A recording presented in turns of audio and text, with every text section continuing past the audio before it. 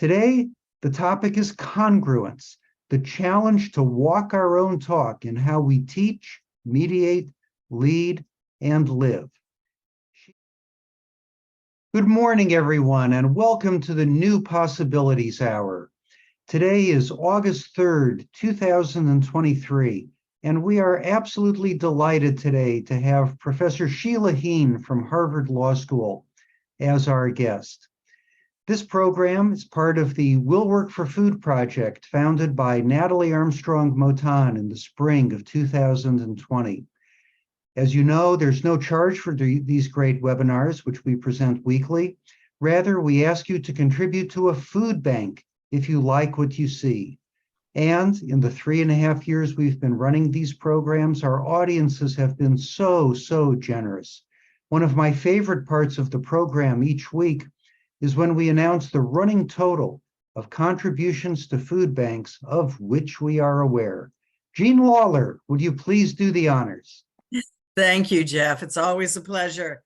Well, the number today is just amazing.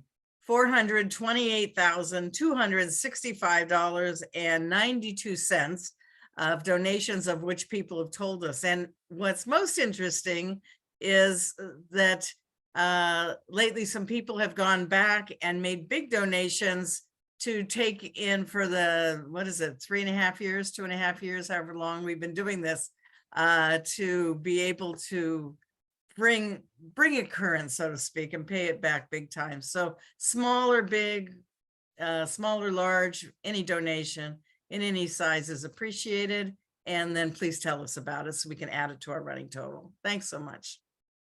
That's fabulous, Jean. Thank you.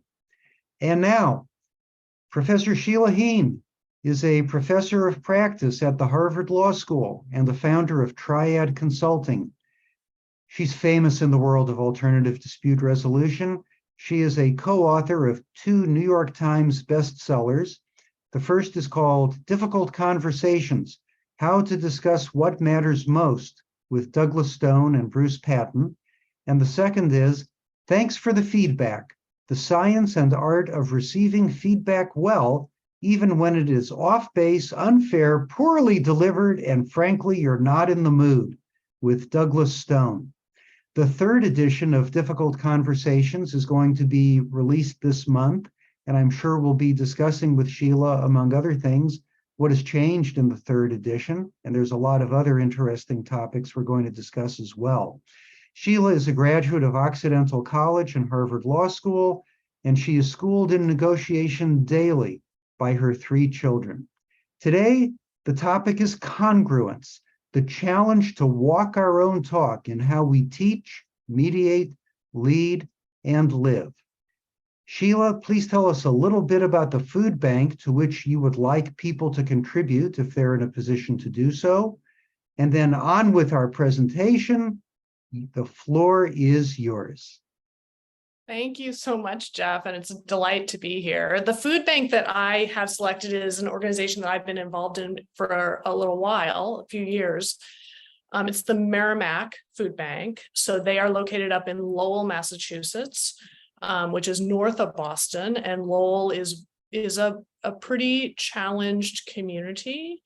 And the food bank plays a really important role in supporting particularly women and children, and ensuring that they have the sustenance, food, and support that they need. They are also attached to a project called the Wish Project, which supports other household needs and needs at the holidays. So that is why I chose them.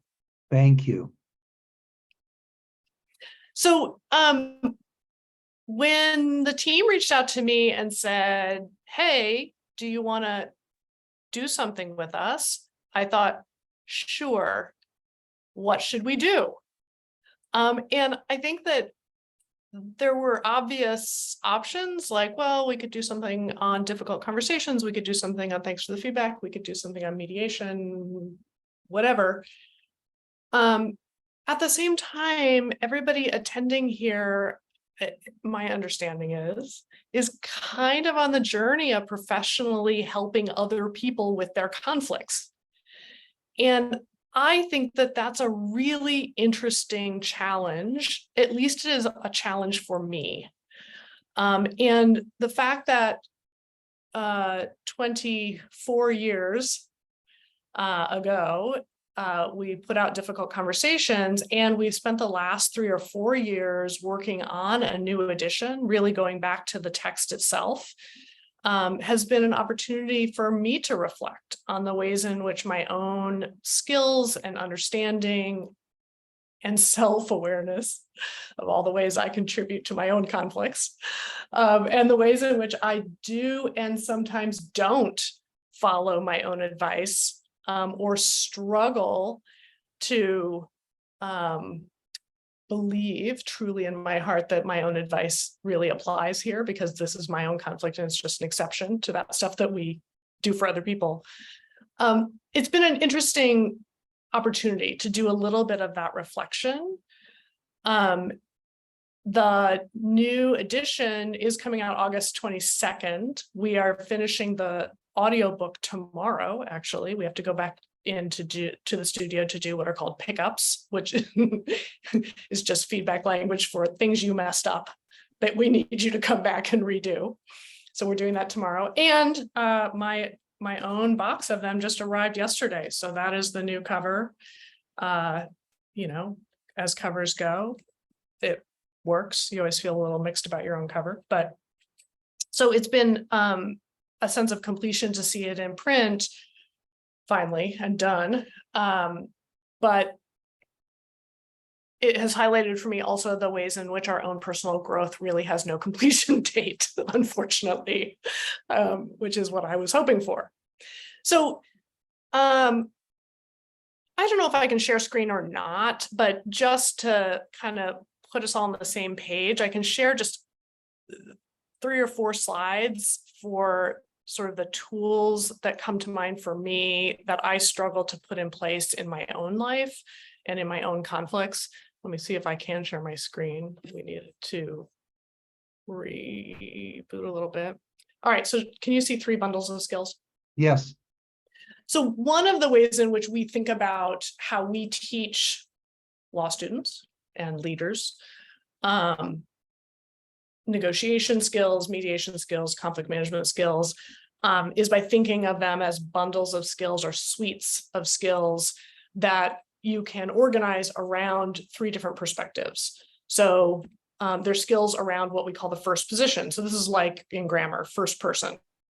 So as myself, to what extent do I have greater or lesser self-awareness of the ways in which my behavior and reactions impact other people?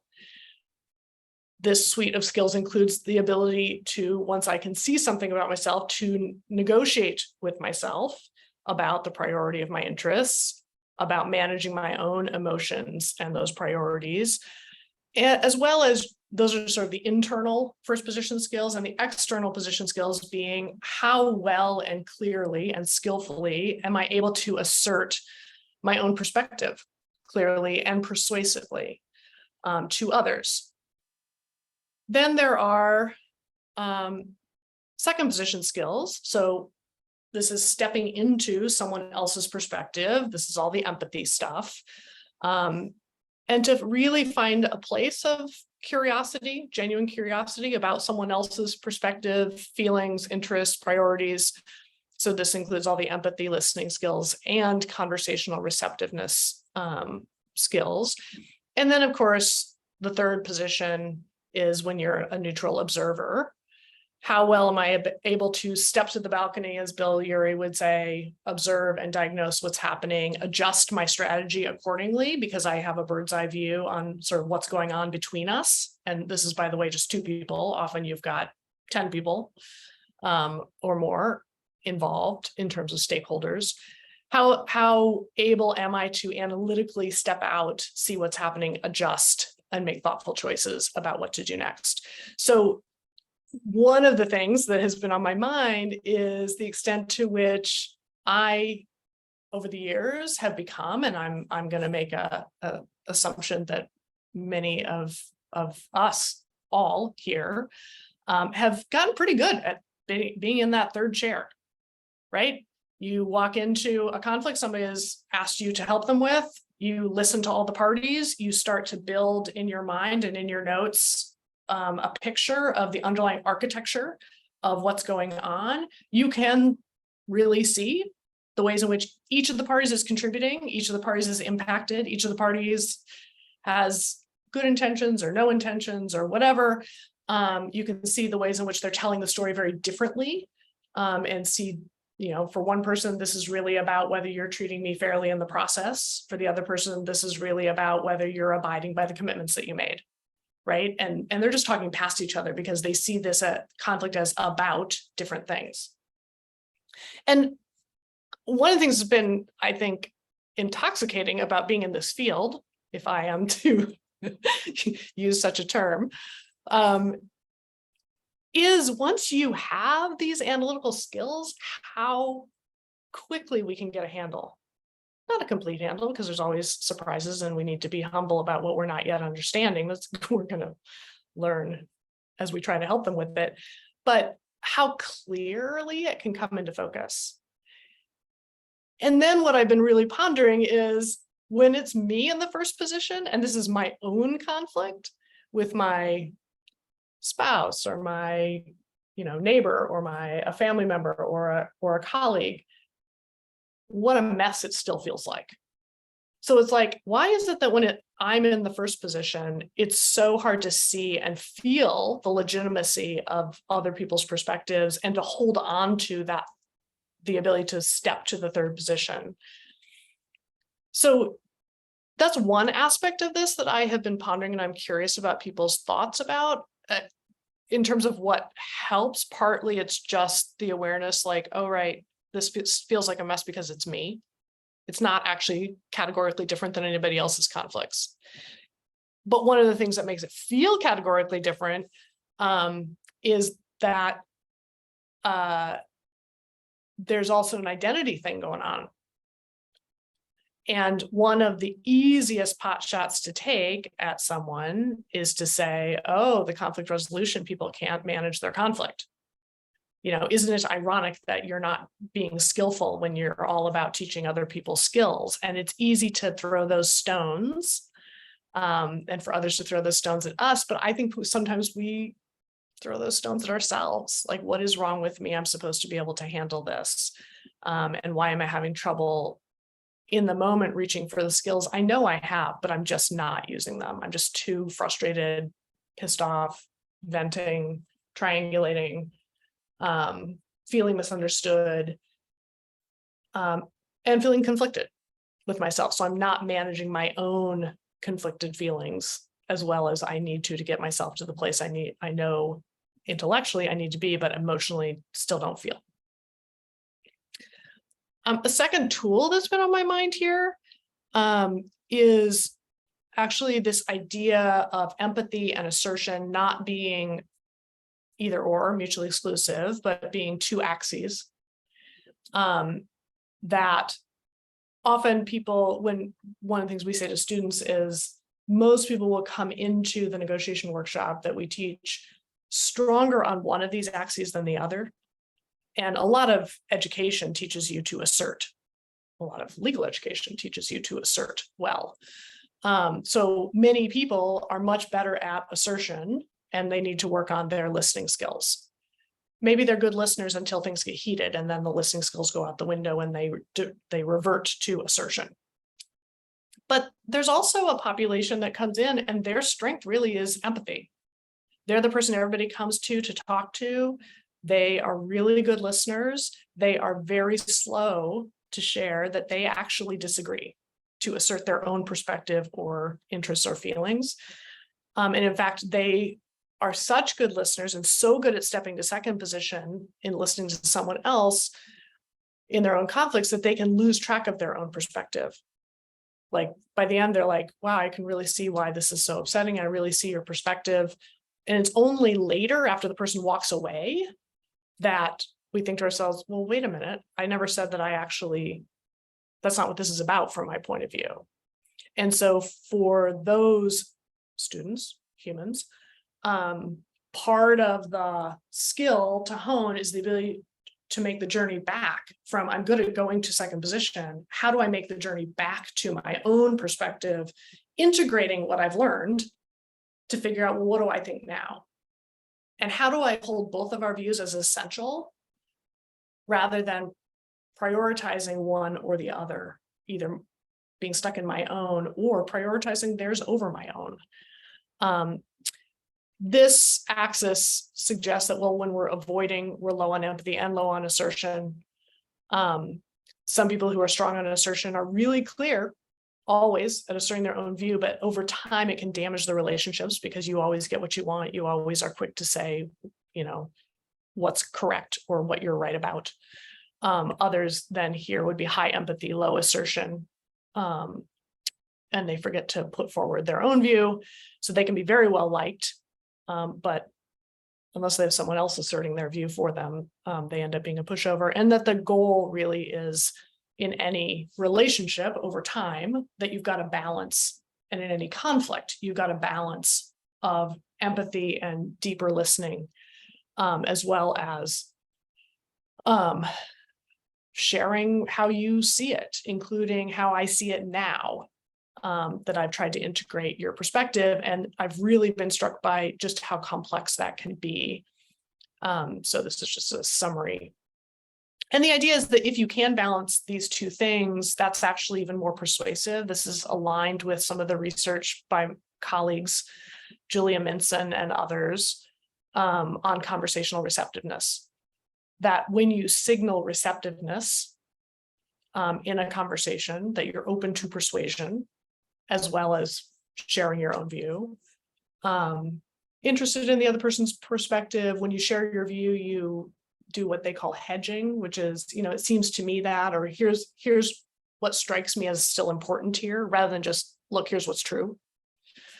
All the skills that we talk about helping people with in a mediation so that they can each hear each other. When someone signals conversational receptiveness, what Julia's research shows is that people are more receptive themselves. They are more persuaded by what you have to say. They think you are someone who has good judgment, particularly good judgment, because of course you're taking them seriously. So of course you have good judgment. They like you more, and they're more interested in partnering with you to talk about difficult issues. Julia's research actually is done online, engaging people who are anti-vaxxers. And the control group just puts forward their arguments, and the anti-vaxxers put forward their arguments. The test group signals conversational receptiveness and being interested in the other person's point of view, and asking questions about it, et cetera, and then sharing their own perspective.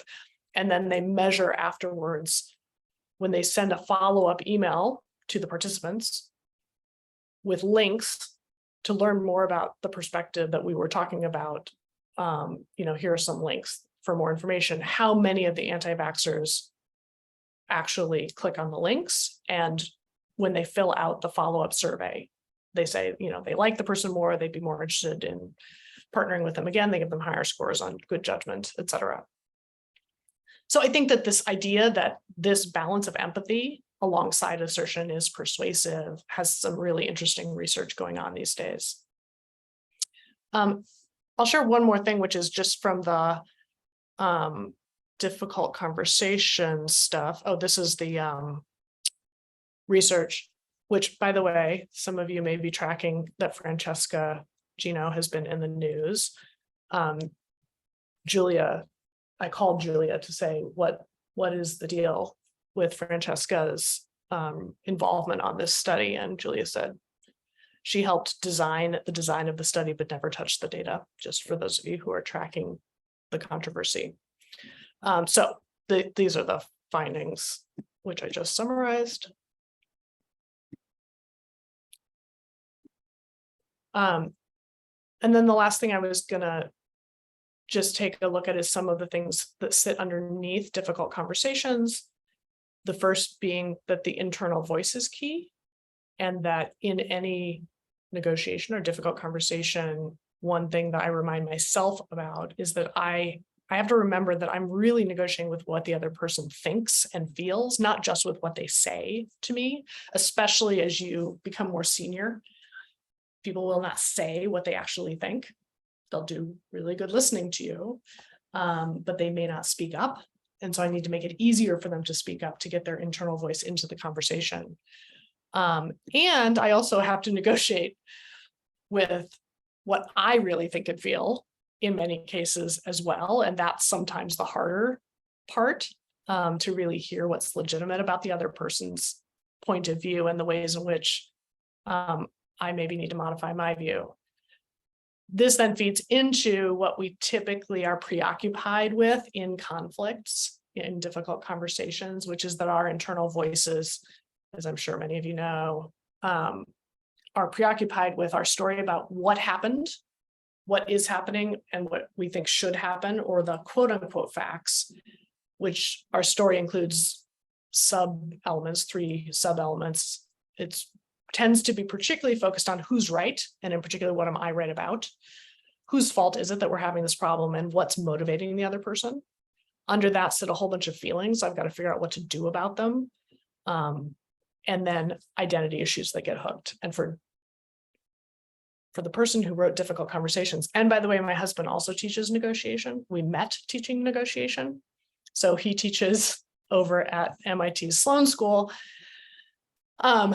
So, you know, it just gives you it arms you with additional criticisms for each other that you're not actually doing a very good job of listening, just so you know.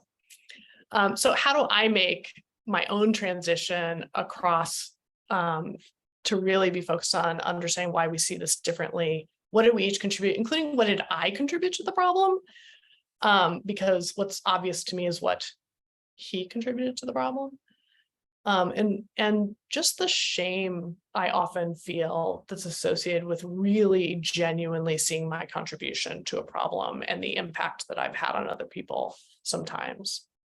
How do I understand what's going on emotionally for us? This taps some of Roger Fisher and Dan Shapiro's work on core concerns around autonomy, affiliation, appreciation, role, and status. In what ways are some of the feelings tied to stepping on each other's toes and feeling poorly treated? And the idea also being that by the time we're in conflict or we're in a difficult conversation, typically you've got two problems going on. There's the surface issue, which is what are we going to do about this strategic decision that we need to make? And then there's the deeper issue, which is how we're each feeling treated by the other person. And when we stay on the level of, well, let's just solve the business problem or the surface dispute. And if we don't touch on the deeper issues of how we each feel treated in our working relationship or personal relationship, this problem is going to fester and just remanifest in a different surface issue next week, because we're still feeling so poorly treated. And then how do I cope with what this situation suggests about me, which is maybe that I'm not as good at this as I should be. I've done things to hurt people. I should have seen that would hurt them. I think that the question of how do I really come to grips with both appreciating how far I've come, because I've gotten much better at this over the many, many years, while simultaneously understanding how much further I have to go. And that's sobering sometimes. So that's maybe 10 minutes of just a little bit of what's been on my mind. But Jeff, you and I talked last night a little bit about your own experience of this. And so I'm curious what reactions or thoughts come to mind. Well, thank you, Sheila. This is a fascinating conversation. And the thought, I remember when I first read Difficult Conversations, I thought about the distinction between what you're doing and what we think of as classical rhetoric or persuasion. So if we go all the way back to Aristotle, we get we have ethos, pathos, logos, right? So we have who is the speaker? What is the emotional catch to the story? And then finally, we get to the facts, the logical argument. And a lot of legal briefs are put together just that way. My client is a company that employs hundreds of people in the community, blah, blah, blah, start with the ethos. In a difficult conversation, it seems to me that you invert that and turn that on its head, that the facts are the first thing, not the last thing that you address. And then you get to the feelings, and then the identity or the ethos, which is where you would start in a rhetorical exercise to persuade, is actually kind of the apex, or what you're really trying to drive at in a difficult conversation. So I guess the first question that I would ask you is, how do you distinguish in your own mind whether you're in sort of the classical Aristotelian paradigm that everybody else at Harvard Law School is teaching about, how to persuade somebody like a judge or a jury to do something, as opposed to when you're in a difficult conversation, when you sort of have to clear out the facts almost as the underbrush to the conversation in order to get to feelings and identity, which is the heart of it, not just the prelude. Yeah. Oh, so Rachel Viscomi, who many of you probably know or know of, who runs the mediation and negotiation clinic here. She and I are doing a session at the AALS meeting, and we were having breakfast this morning and talking about crafting that description. And this is exactly what we were talking about, which is, as lawyers, I think one of the things that we're not always grappling with is that being a well-rounded counselor includes understanding when zealous advocacy is actually not what your client needs right now. And to what extent are we teaching our students that zealous advocacy is a really useful and critical set of skills when you are advocating on behalf of your client in front of a judge or jury, right? Who are supposed to be at least theoretically neutral. And so you're each trying to persuade someone, and that someone decides who's right. But much of what we do in our lives is not trying to persuade someone who's neutral. I'm trying to persuade someone who already disagrees with me. I'm trying to persuade my client to actually follow the advice I've just given them, or my partner that this is the right decision to make. And in those cases, that Aristotelian persuasion doesn't tend to help, because it just invites them to push back, right? It turns it into a win-lose, who's going to win the argument competition, rather than what I think is needed in the moment, which is, how do we teach students and ourselves to hold both views as essential in finding a solution here? Whether the solution is just a settlement because we're walking away and we're not in further relationship with each other, or in finding a solution because the two of you need to coexist as business partners, as vendors in the industry.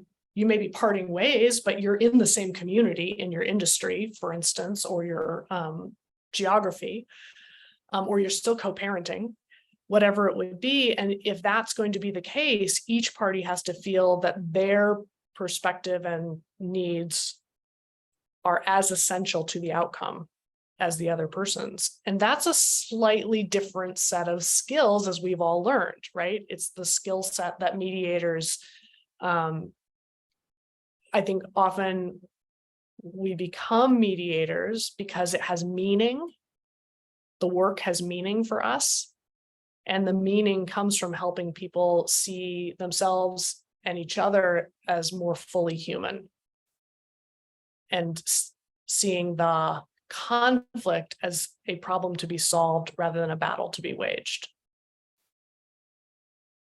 And isn't that really, in a sense, what we as mediators, one of the most important things we do as I find in my mediation practice is addressing that issue of the relationship between lawyers and their own clients, and the difficulty that lawyers sometimes have, many times have, in getting clients to accept advice that makes perfect sense to everybody except the client.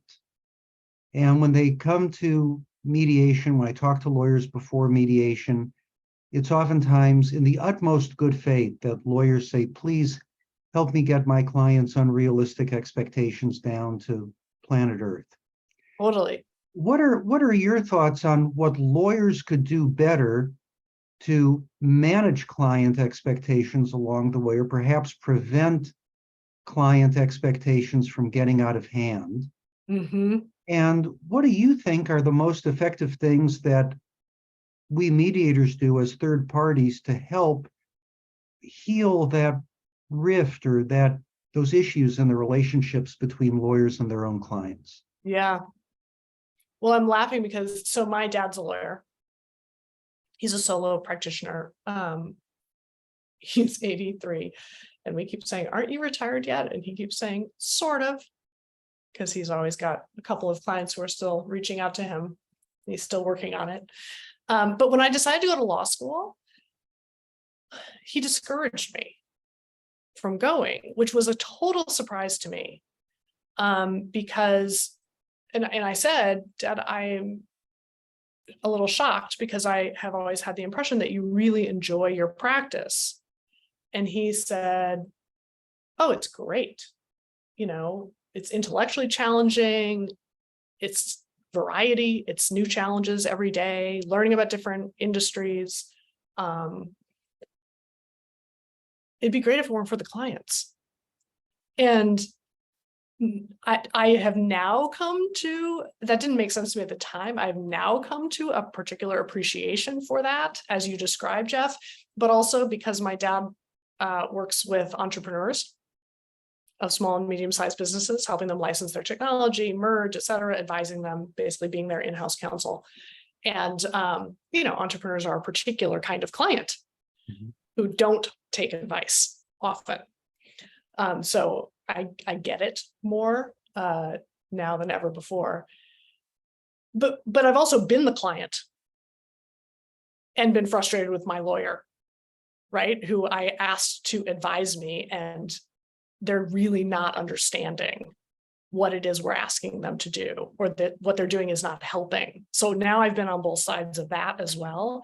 And I think the question that I have been using recently is, what is it that this person thinks that I don't get?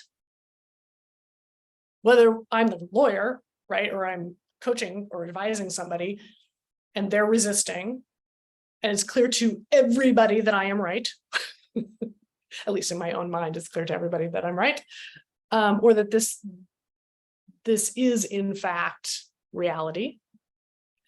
And yet they're not seeing it, they're not agreeing, they're not taking the advice either explicitly or implicitly when I circle back to say, have you done that thing yet? I have to ask myself and ask them, what is it that you feel like I don't get about this situation? That being the most common pattern in difficult conversations, which is, I am right about the thing I think that this is about, but that's not what this is about from their point of view. And until I understand what this is really about from their point of view, that's why they're not taking my advice. So what is it that you think I don't get about this? And, you get all kinds of answers from, well, if we give in about this thing, then we're going to get hit with this other thing. Or, we've given in every other time and we just need to take a stand, or whatever it would be. Asking, what do you think I don't get, has been helpful. What's your thought about that, Jeff? Well, the next question, it's my turn to ask questions. So, so I get to be a little Socratic with you, Professor Heen. Excellent. So the degree of candor that you're going to get from somebody seems to me will be directly proportional to the degree of trust that the person has in you. When we come into a situation as a mediator, we've many times never met, never spoken to the clients before, although we may know their lawyers pretty well.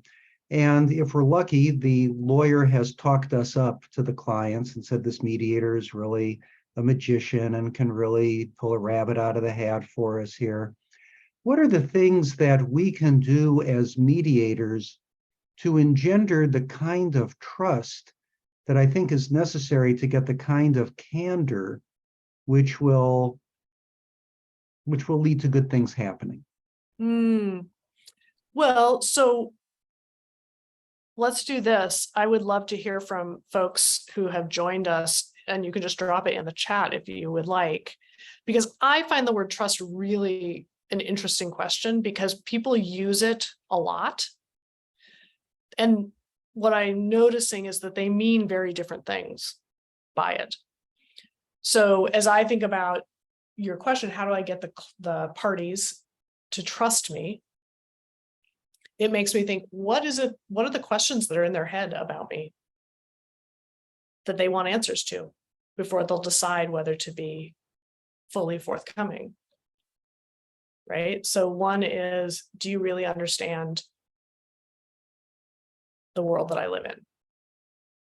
So when I walk in in my consulting practice, as I walk into an organization, I'm very aware that the people in the audience are looking at me and thinking, okay, you think you've got a whole bunch of great advice for us. Do you really understand the world that we live in and the work that we do and the challenges that we have? Do you get it? If so, then I'll trust your advice. But I first need to decide whether I think you get it. And you signal that in all kinds of ways, whether that's the language that you're using, that lines up with the language that they use. Do they call them customers or clients or partners or whatever, guests? It's tiny things like that, as well as the examples that you give and the way you engage them to solve their own problems. So one question they're asking is, do you get my world? Do you get what this means for me in my future? When you say it's confidential, is it really confidential? I'm curious because everybody here has experience with parties. What else? You can just drop it in the chat if you like. What else are parties or clients wondering? Well, while people are putting things in the chat, let me pose one possibility, which is the clients may be asking, are you really here to help me? Mm-hmm. What is your real job? Is your job just to squeeze on the more malleable party so that there is a deal and you get a notch in your belt? Yes. Or are you really here to help me? I know the clients are thinking at some perhaps inchoate level, my lawyer's really here to help me. My lawyer, zealous advocacy, undivided loyalty, fiduciary obligation. I don't know who you are, Mr. or Miss Mediator, or what you think your job is. And Yeah. indeed, our job is not the same job as their lawyers.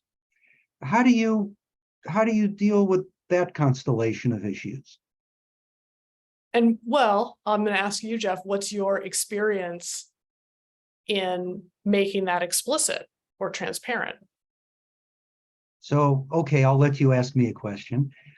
I kind of think of I do think of the mediator's job as to create the environment in which the lawyers can do the best job possible of representing their clients. And I often draw the distinction, one of the fundamental distinctions between good mediation and bad mediation. Good mediation is where the mediator helps other people do a great job of negotiating. And bad mediation is where the mediator takes over, usurps, or hijacks the role of either the lawyer or the client and starts negotiating for them. Mm-hmm. Because that, I think, is where the mediator's biases can infiltrate the process and perhaps affect the outcome and do so in a way that might be different than the outcome people would get and the satisfaction with the process, et cetera, that people would get if the mediator were doing the right job, which is helping lawyers do the greatest job they've ever done in their professional lives. That's a great frame. And it also sidesteps a mistake that I have made in the past, which is that I get an idea that is such a brilliant, elegant solution that suddenly that's what I'm advocating for, subtly or less than subtly.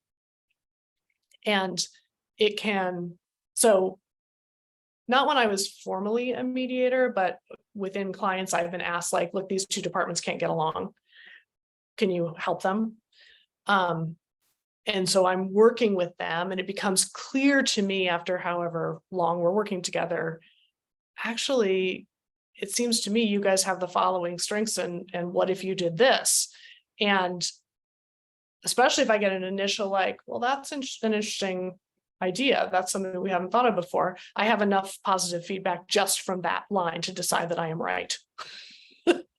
And to decide this is clearly the right solution, and to push for it, and not seeing the ways in which I now have my own agenda, as you say, Jeff, to get the solution that I think should be the solution.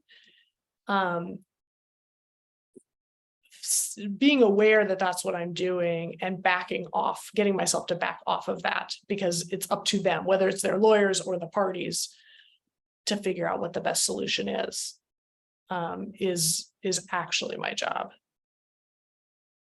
So as a fellow graduate of Harvard Law School, I too suffer from the affliction of coming up with perfect solutions if only people would do what I say. And I try not to blurt it out. What do you do if you do blurt out such a thing? How do you take it back or get things back on the self-determination track? I'm on the fence about what I think about mediators offering ideas. I think it partly depends on the situation and whether they have counsel, et cetera, right? Like in the situation I'm describing, it was not a formal mediation, but it was a joint problem-solving session of like, how do we improve how these two functions work together? Because the two leaders actually are great with each other, but when they don't agree, it ripples down through the organization. In that case, I think it's okay to suggest ideas, but that they're just ideas that the parties then decide they like or don't like, name or don't name. And I think that when I find myself bringing it back up, like, well, but still, don't you think, or advocating for it, I think that explicitly saying, you know what, guys, I've totally overstepped. I got excited about this idea, and I think I need to back off because there are good reasons why it doesn't make sense to you. So either we can talk about those good reasons, or what direction do you want to go to instead? I think that being as transparent as possible in naming that is kind of the only way to get myself to turn the corner. It's almost putting a stake in the ground saying, don't let me go past here because I've already overstepped. So I'm going to name that I've overstepped so that I don't continue to overstep. There are times I find when things are at a total impasse and there's just no momentum, and I have one of these brilliant ideas. Yeah. I've tried to adopt the discipline of saying to people something along the lines of, I have this idea. I don't think you're particularly going to like it.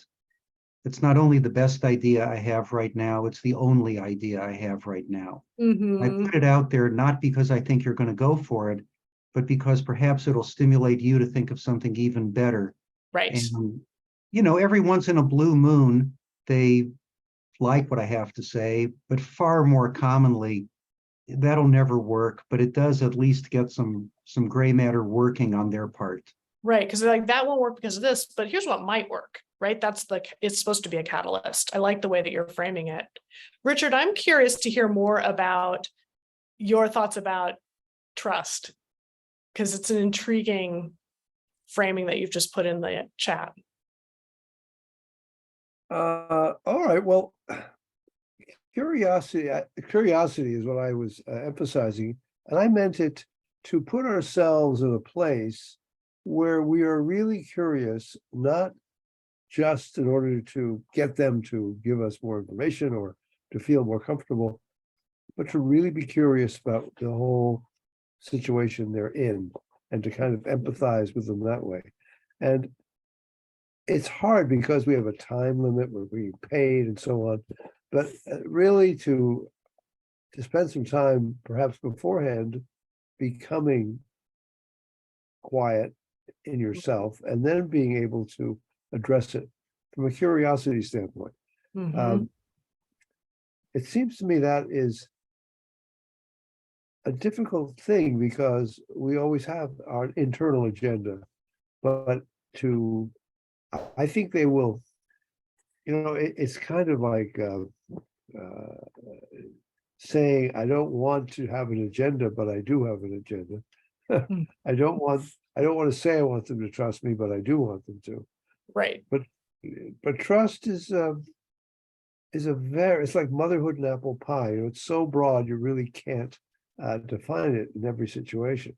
But I think that they will pick up, and they do pick up subconsciously or consciously, if you're just trying to sound like you want to be their best friend. Yeah. Where, and so that's what I'm saying. That is to me the key to moving the relationship along, is to, whether it's your spouse or your child or a party of mediation, is to kind of put yourself in a less judgmental role at the very beginning and be curious. Yeah. And that idea of what are you trusting me as the mediator to do? What I hope is that you're trusting that if you have something important that you need to have on the table, that I'm going to help make the space for it and help it get heard. That whatever comes up and whatever surprises come our way, we're going to walk through them together to see whether you think there's a solution, right? There are going to have to be a lot of twists and turns. There are going to be a lot of moments where you think maybe I should walk out. I don't know if this is going anywhere. That might be the right choice for you. I'm going to encourage you to, if I think that we're getting somewhere, maybe to trust my judgment for a little bit longer to see whether, in fact, we are getting somewhere on the backside of this, while saying you should also trust your judgment because it needs to be voluntary. And I often think that there are working relationships I have where I would say, I trust them. I trust that they're going to do what's good for them at the end of the day. And I don't mean that as a compliment. Whatever they say, they're going to do what's good for them. So they're predictable. And predictability can mean trust, but it's not the trust that we're talking about. That's motherhood and apple pie. The trust that we're talking about in the best working relationships I have are, I actually know that no matter what comes up, whatever unhappy surprises are ahead of us, whatever fix and foxhole we get into, this is the person I want in that foxhole with me, because I trust we're going to be able to find our way out together. We'll work it through and it will be okay. We'll find a solution. And that feels to me like the deepest form of trust that's earned over time. I think vulnerability is the key there too. If they see you are vulnerable and that's why if you relate something about yourself, they will get that more than just talking to them about themselves. I think that that's right. And then what you've made me think about suddenly is, then is that what we mean when we talk about whether we trust ourselves? Because I have colleagues, often young colleagues. I also have a 17-year-old daughter. And I feel like her path right now is that she needs to learn to trust herself better. And maybe it's that whatever fix she gets herself in, she has the capability to figure it out and get out. And she needs to listen to herself about what she needs or thinks. I don't know. It's interesting. Do we use the word differently in our relationship with ourselves? Fascinating. Sheila, let's turn our attention for a few minutes to the third edition of Difficult Conversations, which is coming out this month, right? And yes, It will be available at booksellers everywhere. everywhere. So the fact that you're releasing a new edition, there must be some new and improved portions of it, some places where you've refined your thinking, or there may even be something in the previous edition that you thought was wrong. Who knows? So what led you to put out a third edition of the book? And what is it that you've learned that led you to make some changes? Great question. It came out in 1999. Email wasn't really a thing. iPhones had not yet been invented or were in development, but not visible to us in everyday life. Forget about Zoom. And when in 2010, when we did the second edition, we decided to leave the text alone and to add the 10 questions people ask about difficult conversations. So we added about 60 pages of new content to the second edition. As we were coming up on the 20-year anniversary, just pre-pandemic, we started thinking about, all right, well, maybe it's time to go back and revisit the whole thing.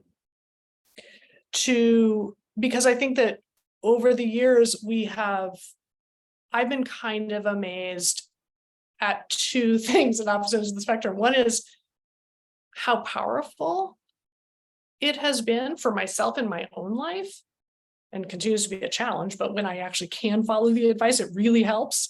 And the number of people who I meet who say, like, this saved my marriage, or I wish I'd read it earlier because it might have saved my marriage, etc. So on the one hand, yay, good news. It actually really helps. And then on the other hand, and there are limitations to it that we probably didn't give enough credence to. And so in terms of what has changed is we've updated a lot of the examples. We've swapped out and replaced examples to make them both more current, more complex, and more inclusive. I sat on a plane, I read the book from beginning to end for the first time in many, many years. And I was struck by who was left out. There were no blended families in the entire book. What the heck? I mean, that makes no sense. It's such a blind spot that I'm sort of shocked about it now. And so to make the book more inclusive, but we also then added content on the limitations. So when might it not make sense to listen? What are some of the costs of listening that might actually outweigh the benefits of listening in some situations? And how do you decide? When is it not appropriate to talk about joint contribution? And actually potentially harmful to talk about joint contribution. We then, particularly, it's woven throughout, but particularly in the 10 questions, we rewrote most of the 10 questions. The answers, we added much more on Zoom and text and, social media platforms, etc. We also, 2 of the questions center around the role of power in difficult conversations. And that was a good 6 months of trying to figure out what is it that we think about the role of power in difficult conversations. Because I think we've learned a lot about that in recent years. And this relates back to being a mediator. You have a lot of power in the room just because of the role that you're in and the reputation you bring, because other people have told the parties that you are magical. And so to what extent do people not speak up because of that? Or how do we pass that on to them to empower them rather than have them feel the one downside? So there's a question on what if the other person's more powerful than me? And then the next question is, what about when I'm in charge? Can't I just tell people what to do? And what are the pitfalls and blind spots that we have when we are in a position of responsibility? We experience it as responsibility. Other people see it as power. So those are a few of the things. And so you can see it's a little thicker. We because we added sections. I think for the good. I think it is more realistic in many ways. And we'll put out a quick 2-pager on if you use it to teach. So I advocated that we should swap the order of the chapters. I did not win that argument. Partly because if you teach from it and you have some people with the second edition, some with the third and whatever, like what a mess. So, okay, that's fair. That's a good reason. I'm persuaded. Good. And what's the next challenge on your agenda, your horizon? It's a good question. This question about where do you walk to the edge of your own capabilities and self-awareness? And how do you keep moving that edge rather than just falling off of it over and over again? I think is a really interesting question. It's not that other people haven't written about that, but I think that it's a potential. You know, Doug and I also for many years taught a 1-week book writing retreat that was super fun to teach. And we have all kinds of tools that we learned from Roger Fisher, who wrote an MTS about how to organize and write. And the idea that a book is a conversation with the reader. So how do you make that a rich and engaging conversation with your reader, for instance? And so that's a potential side project. Like, do we turn that into a book for people who want to capture their wisdom and put it out in an accessible way for other people? So that's on our minds as well. Fantastic. Does anybody in the audience have any questions? We have just a couple of minutes left. If anybody would like to ask something, please just unmute yourself and ask.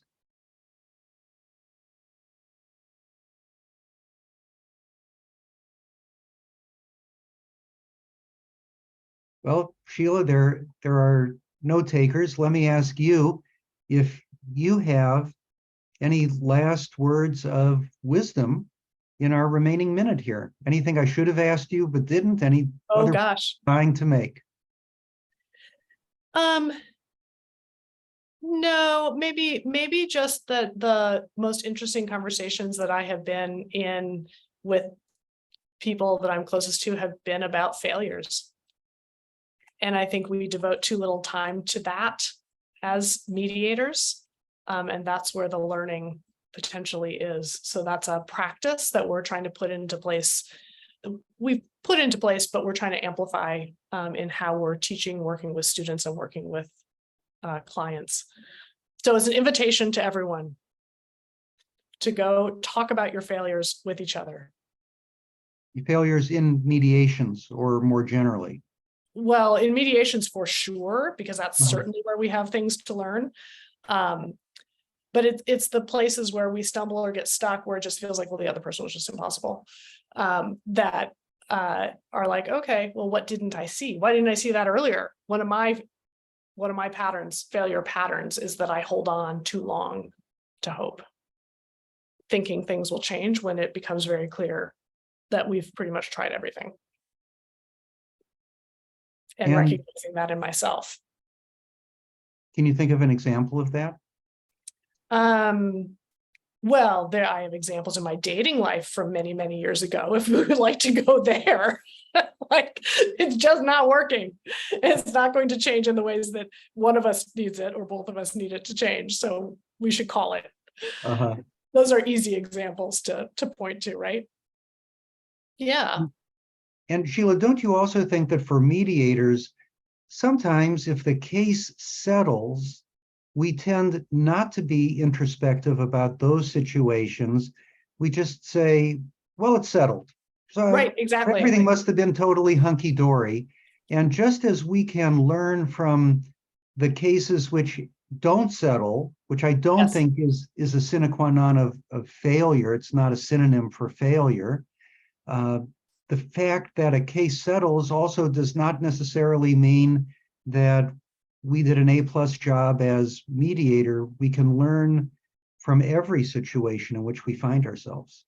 Yeah, I think that that's a really beautiful place to wrap because it really feels true in my experience. Well, Sheila, this has been an extraordinary conversation. Everything I thought it would be. Thank you so much for being our guest here on the New Possibilities Hour. It's part of the Will Work for Food project. I know I'll be contributing to the Merrimack Valley Food Bank in your honor, and I'm sure many others online, people watching the video replays, will contribute as well. The website is posted in the chat. It's the Merrimack Valley Food Bank, mvfb.org,